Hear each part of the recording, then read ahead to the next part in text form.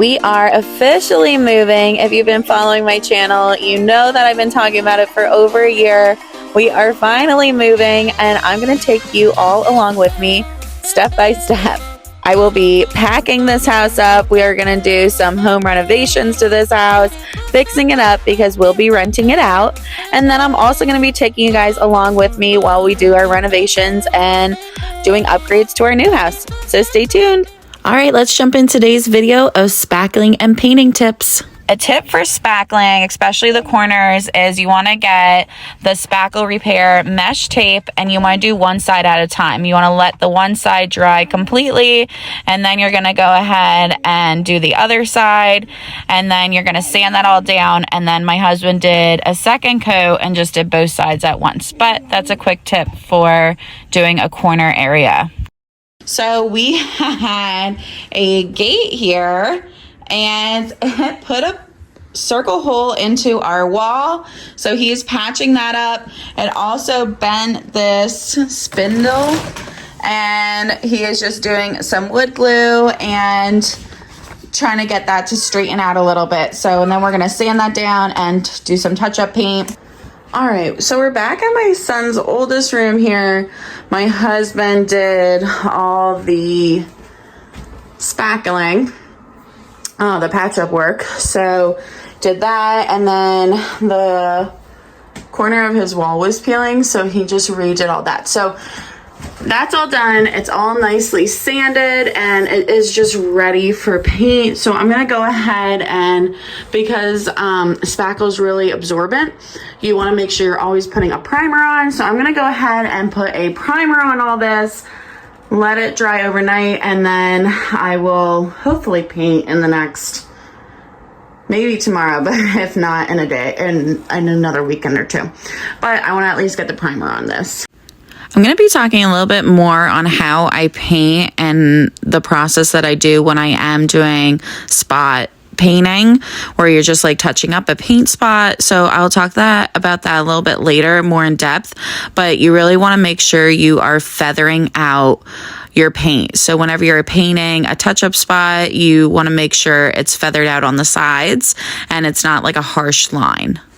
Now that is mainly for whatever your room color is, your top color. You don't really have to do this for priming an area, but again, I'm doing it for the top color. I might as well do it for the primer as well, and then I just know it's going to be all seamless and blended in. Next up, I'm going to be sharing how to remove mixed tiles without ruining your walls. Make sure you do it really slowly. I do love them though. I will definitely get them again, and you know, I love using them, but I think the trick is going super slow. So I did super slow on this one and these three, and you can see that it didn't ruin the drywall, but the other ones did. So I learned that tip, and I wanted to share that with you guys. So hopefully I have 6 more to do. So hopefully those go a little bit smoother. Okay, so I'm gonna go ahead and do these pictures. And again, I'm just gonna go really slow and lift them up.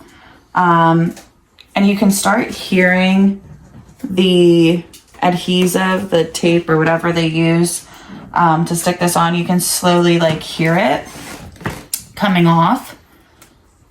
And it sounds like a little crackling, like it's coming. I don't know how else to explain it. So again, it's just a really slow process, but it's kind of worth it to not have to do drywall repairs like over there. So, yeah, so very slow. As you can see, we're 45 seconds into this video already, and I am just going super slow. So I'm just gonna wait, and we shall see if it comes off. Again, you can hear it. I'll try to be quiet.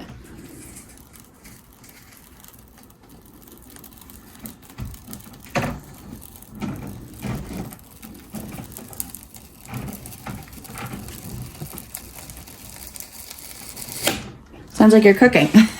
So yeah, so that works. So again, it's just really slow and take your time with them. So let's see if I can get all of these off the same way without ruining our drywall. All right, so slow and steady totally wins the race. Hubby did not go slow and steady, and and here is the mess from the mixed tiles that we just peeled off the drywall from the back of them, because I am hoping to use them again. So I just wanted to take the drywall stuff off, so I'm just cleaning that up. All right, now to fix these holes. This product, I'm not really even sure how much it costs, but it's to fill in the holes, like nail holes. But we're just gonna use it for this just because it comes out nice and smooth. Another thing about this product I want to mention is it has a cap, so it's not going to dry out, which is really nice, and it's not like a one-time use, so you can keep using this. So that is another bonus. Anyway, so he squeezed some of the product out here. Now, usually if it's just a nail hole, you could just go over it and the putty knife drags behind after you squeeze it, fills it in, and you don't have to do anything. Now, this is a bigger surface area, so he did just use his finger there just to make sure it all gets filled in, and then he used the putty knife there to smooth it all out. So it is nice that you don't have to have multiple tools for it, and you can just use one tool to fill it all in. This is one that he did already. Here's a few that he did already. So, and you can just see it's all nice and smooth, dry, and it's nicely filled in and flush with the wall. And here is the finished product of him filling that in. And once that's dry, we can paint it.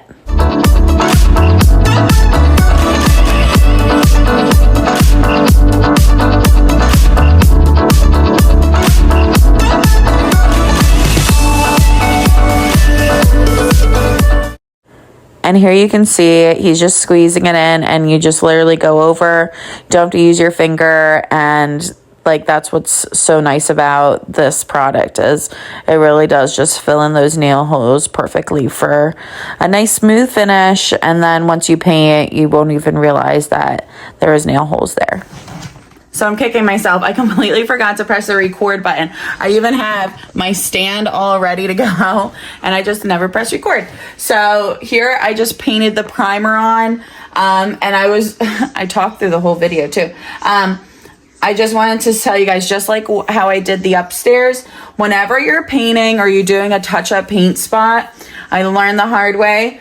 So I'm just sharing it. You want to definitely brush out the edges. So you see how it's so when I go a little bit like this, so it helps blend. So not so much with the primer, but again, I just wanted to make it a smooth transition. So when I do the actual color, which we have the Edgecomb gray, when I do the actual color on here, I'm going to feather it out as well. And that just helps blend it in. And then you're not going to see that line of, oh, she painted there. Or he painted there. So you want to really feather it out, and that helps blend your paint. Now that the primer is dry, I'm going to go ahead and wipe down and clean off the walls here along with the ceiling.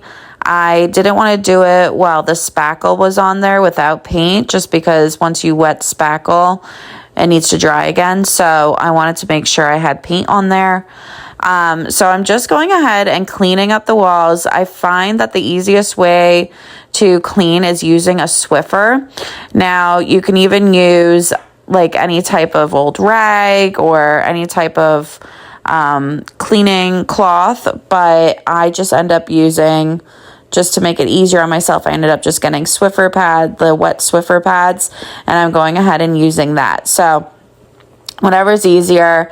I just didn't feel like having a bunch of laundry to do, so I went ahead and just got the wet Swiffer pads, and I put that on my Swiffer here, and I am going to just be cleaning the walls with this.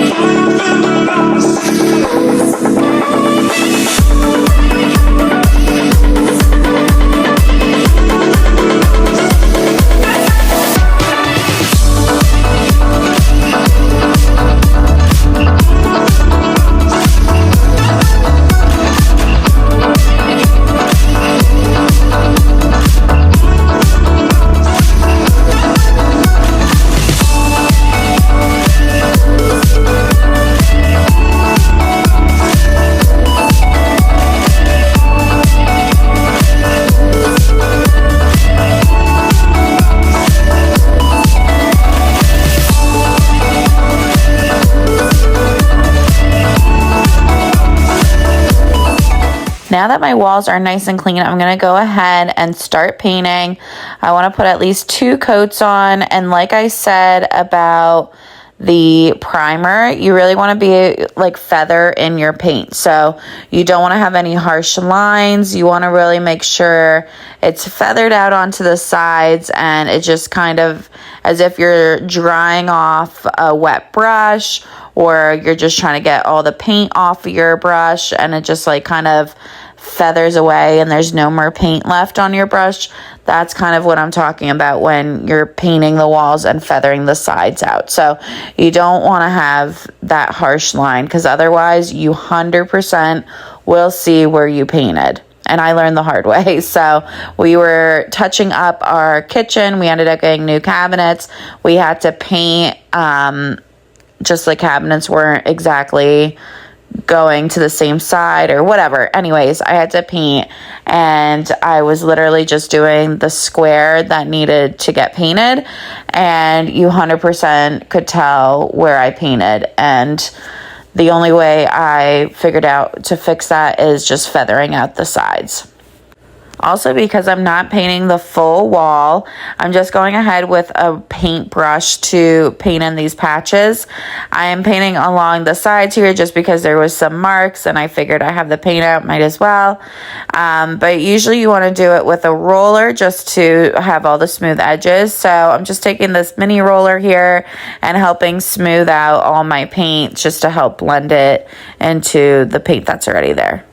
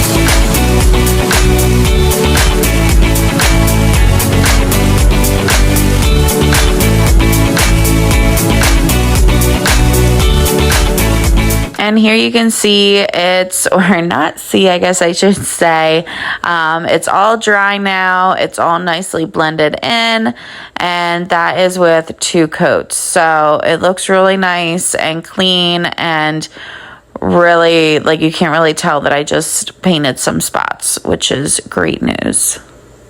Another project we had around the house is our basement storm door here. The indoor handle broke off, and we had to get a replacement for that. So I went on Amazon, typed in storm door handle, and this is what popped up. So I went ahead and bought this one. And while I was trying to take the handle off to replace the handle for the outside and the indoor handle, for some reason the outdoor handle was not coming off. I don't know if it was glued to it or if it's like attached with a screw inside the door.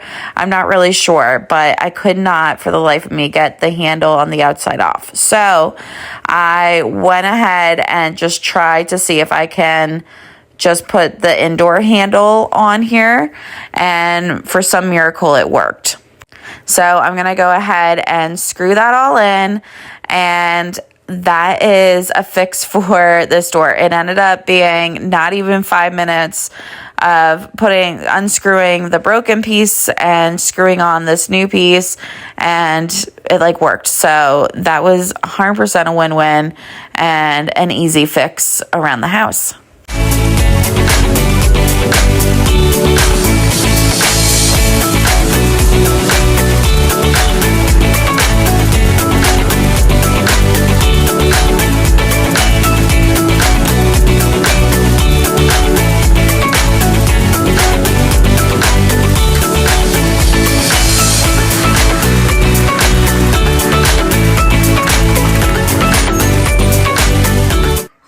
Okay, I need to change the filter on my air purifier.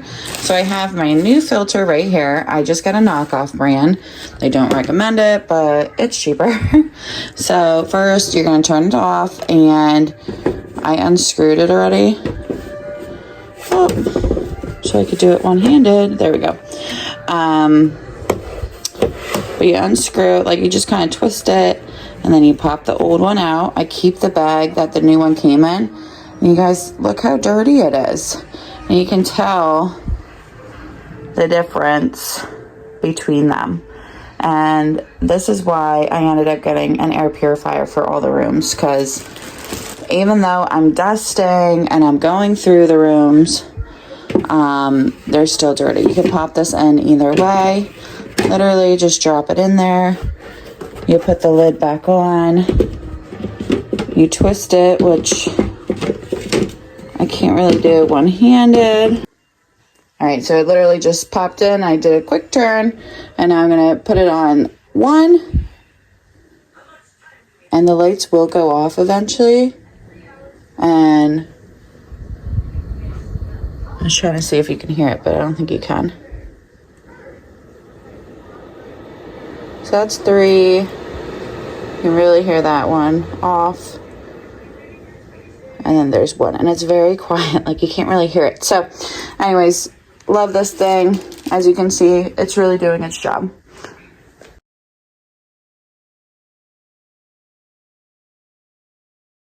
And another simple project we did was our railings here. They were flaking. He just took a flat head screwdriver to really peel off the paint that was chipping. Then he did a little bit of sanding. The wire brush wasn't working too well.